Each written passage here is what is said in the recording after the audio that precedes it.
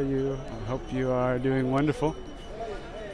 Coming to you live from the Ghats of Haridwar, India. I wanted to share something real quick with you about just what life has been like in India, the second most populous nation in the world, during these times of COVID and all of that sort of thing. So I came to India the end of January of 2020, a few months before COVID really kicked off. And then I was here, of course, during lockdown and whatnot. So initially, things started spooling up in March, and I decided to head to the mountains. Figured if I was going to get locked down, which had happened to basically every other country, so I assumed it was probably going to happen here, and why not get locked down in nature? And thankfully, I was able to do that, and it worked fantastically. So initially, during lockdown, the whole country went on to countrywide lockdown. Ultimately, I forget for how long, maybe 3 months or something like that. And initially, there was a bit of tension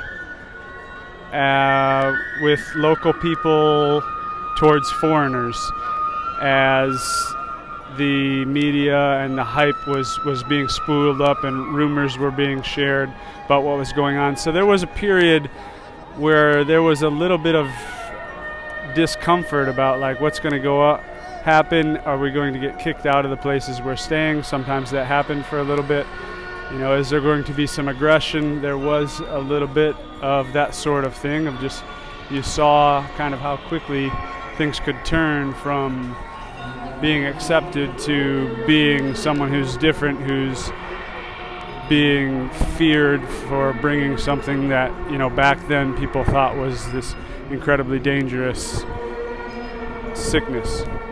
But after that first several weeks, things cooled down. We were under nationwide lockdown, but stores began opening up more and more every few weeks. And I think around June, we were basically to normal. We were having group get-togethers. We were having kirtans and singing and dances, and restaurants were opening up. A good majority of them were open by June. From June onwards, it's really been basically life as normal. Since then, since June, really since December, I've traveled on probably over 100 hours worth of trains, nearing 100 hours worth of buses, and then of course shared taxis. I've been in very small, remote mountain villages, like where I was celebrating my birthday, where they're just now getting their first road to the city, which takes several hours on dirt road to get there, so no cars, you know, quite remote, living off the land as they have been for many decades or centuries, millennia. And then I've also been in Kolkata and Delhi, which are some of the largest cities in the world, 15 plus million people. During that time, you can imagine buses and trains are nice, but they're not what people in the West or in the United States would consider sterile or something like that. You're squeezed in with people. You're touching people. You know, there's a large amount of you. And then the places that I was staying and living, a lot of that, like in Kolkata for several weeks, I was largely with people who currently don't have homes and live on the street. So again, I was not in sterile conditions. I was staying near one of the largest or the largest markets in that city of, I believe it's 17 million people. I may be a little incorrect on that. And you go to the market, you're surrounded by thousands and thousands of people. the majority of us are not wearing masks. I really haven't worn a mask besides when required to, which does occur sometimes in certain establishments. But it's been really some months, and not because, I want to respect others, and I certainly don't want to put anyone at risk just because I don't want to do something like wear a mask. I was pretty serious about it in the beginning, as well as doing the sanitizer. But my experience has just been different from what seems to be portrayed. Now, granted, I have not followed the news since like autumn of 2018, so I haven't basically followed any of the news about COVID besides a little bit in the beginning, checking to see if there was things to be real concerned about. Of course, I speak with family and friends all over the United States and in dozens of countries all over the world, and I'm familiar with the fact that the majority of countries, especially in the US, UK, and Europe, are not operating the same way that we are operating here in India. But like I said, being on hundreds of hours of public transport, being in, I haven't counted, but I would say over 16 cities and over a handful of states all over the country, east, west, north, a little bit of south, in a country of around 1.4 billion people, with a much more communal culture than the West, so therefore much more human interaction and, much more people packed in close together. And I haven't had any overt interactions with COVID. And I know of, here in India, I believe, a handful of people that I can think of who either they had what they were told was COVID, or they know people who did.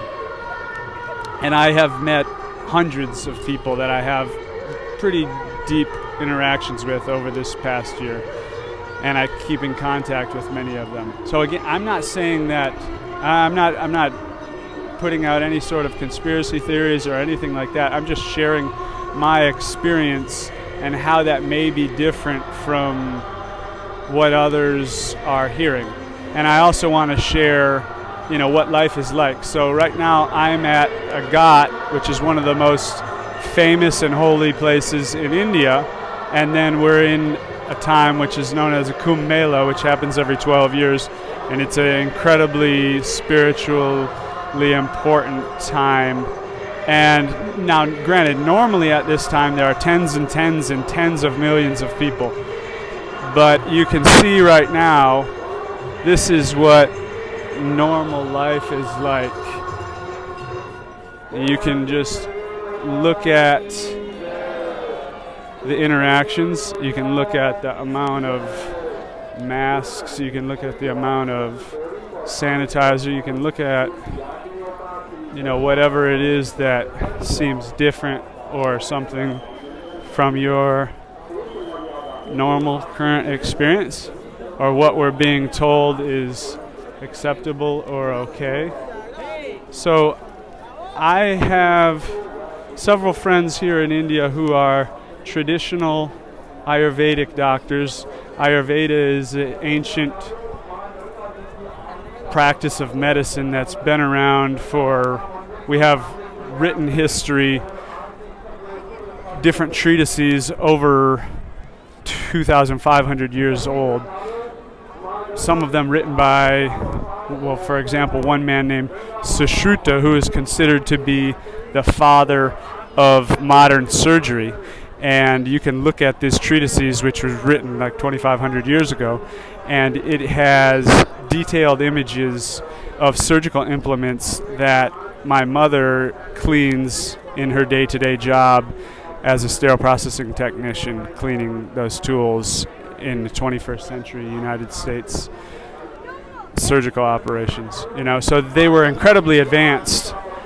There's a lot of Ayurveda that has been lost because during the colonization, first by the Mughals And then by the British, these powers did a very good job of destroying the wisdom and mastery that was a part of these cultures for so many thousands of years, because when you destroy wisdom, when you destroy places of learning, you create ignorance, and it's generally easier to control and manipulate people who are in ignorance. So much of Ayurveda's wisdom we don't even understand. We can read about it, like how they used to use metals or mercury or things like that we would consider nowadays to be totally poisonous. They had deep, deep wisdom. Anyway, I have friendships with several Ayurvedic doctors here in India, people that I respect very well. Their hospital, or their center, not a hospital, but their Ayurvedic center was turned into a government-mandated quarantine center initially during the beginnings of this COVID period. So they had like 100 people that the government gave them to put under quarantine. They had multiple who had tested positive for COVID, and they treated them with their natural, inexpensive Ayurvedic treatments. Ayurveda is different from what we can think of as allopathic medicine. Ayurveda has medicines. These medicines are created from natural products, but Ayurveda also consists of the whole lifestyle. So if you go to an Ayurvedic center, you're not just going to be given a pill, you're going to be having a specific diet. You're going to be put in a place that is calm and peaceful. You're going to be releasing stress and tension from your mind, all these sorts of things. So it's much more than just taking a pill. And they, with all of the people that they had under quarantine, within several weeks, everyone tested negative and everyone was able to go home with their Ayurvedic medicine protocol, which is not expensive, I can tell you that. So the last I spoke with them about this, none of they or any of their staff was intending to have the vaccine because they felt more uncomfortable about the potential unknowns of a vaccine, especially ones that's being produced by venture capital funds and pharmaceutical companies, which I'm not putting any demonization on there, but from what I understand of the business model, they make money by people remaining sick. There's not a lot of healing going on through pharmaceuticals that I'm familiar with in my interactions over 37 years. So that's where those people stand. And again, I'm not giving any sort of advice, or I'm not saying vaccinations are good or bad. I don't really use those sorts of terms in my life anymore. But I'm currently not at a place, with my anecdotal experience of being all over the country, interacting with tens of millions of people in one way or another over the past year, and not having any issues that I'm aware of, nor knowing anyone who's had issues. Besides, I know people who live on the street, and they say that during the initial times of the lockdown, many people were starving to death, and because people didn't have money. And I know many, many people here in India who have a business that relies in some way on travelers or tourists or international business, and they're struggling very much. Their lives are very different due to the fact that there are still no tourist visas, and it's much harder to do business currently than it was. So I know of interactions and challenges like that, but I don't know of really any from the health perspective. So I'm currently not intending to have the vaccine either.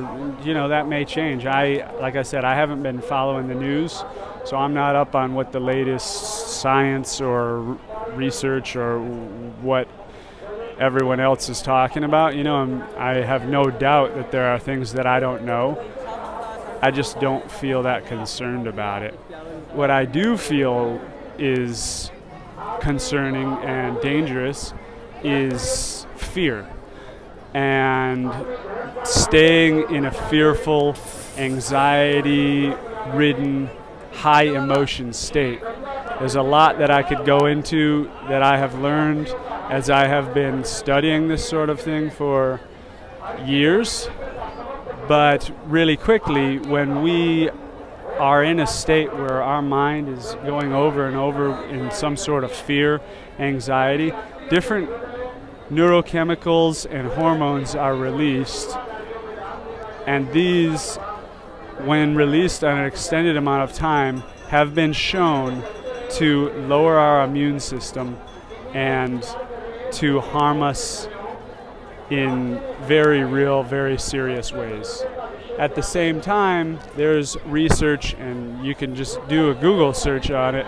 There's even research from government-sponsored studies that demonstrate that a large majority of illnesses, sickness, even physical injuries are psychosomatic. In other words, are due to our thinking being manifested physically.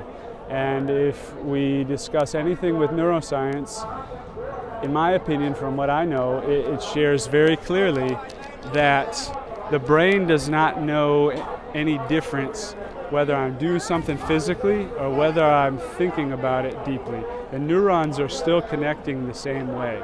And so if I am thinking stress and fear and weakness, that's what my brain is telling my body, and it manifests itself. It's not woo-woo, it's not like, imaginary. It's been demonstrated really for thousands of years. But in the West, we have decades and decades and decades of very clear scientific studies saying this. Now, they're still not widely shared, but if you get online and start searching for it, or you look at some books, there's plenty that you can find.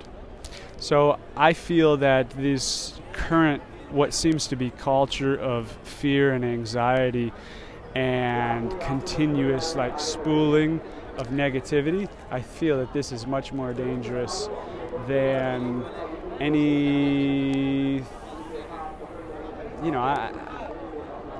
this is just my opinion, but I feel that that's much more dangerous both in the short term and the long term.